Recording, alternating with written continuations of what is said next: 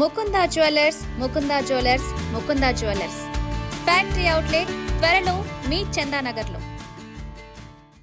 పెళ్లింట్లో నెయ్యి లేదా ఆవాల దీపం వెలిగించడం వల్ల ఇంట్లో సానుకూలత కొనసాగుతుంది. దీంతో పాటు ఇంటి వాతావరణం సంతోషంగా ఉండేందుకు పెళ్లింట్లో వాదనలు, విభేదాలకు దూరంగా ఉండండి.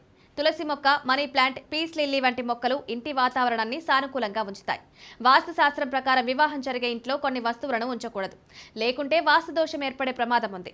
ఈ రోజు పెళ్లి జరిగే ఇంట్లో ఏ వస్తువులు ఉంచకూడదు చూద్దాం. ప్రతి వస్తువు ఏదో ఒక శక్తితో ముడిపడి ఉంటుంది. ఏ శక్తిని ఎప్పుడు ఉపయోగించాలో కూడా సమయానికి నిర్ణయం తీసుకోవాలి. యుద్ధం, యుద్ధ భూమి లేదా మహాభారతానికి సంబంధించిన ఫోటోలను వివాహ మండపంలో ఉంచకూడదు. ఇది పెళ్లింట కలహాలు, వాదనలను పెంచుతుంది. ఇంటి వాతావరణం కూడా ప్రతికూలంగా మారుతుంది. వివాహం జరిగే ఇళ్లలో ముళ్ల మొక్కలను ఉంచకూడదు. ముఖ్యంగా వివాహ క్రతువు నిర్వహించే ప్రాంతంలో గదిలో ముళ్ళు మొక్కలు లేదా ఇతర మొక్కలు అక్కడ ఉంచవద్దు. ఇలా చేయడం వల్ల వాస్తు సంబంధిత సమస్యలు వస్తాయి. దక్షిణ దిశను యమధర్మరాజు, పూర్వీకుల దిశ అంటారు. దక్షిణ దిశలో అద్దం పెట్టకూడదు. దీని కారణంగా ఇంట్లోని వ్యక్తుల మనస్సులో ప్రతికూల భావాలు ఏర్పడతాయి.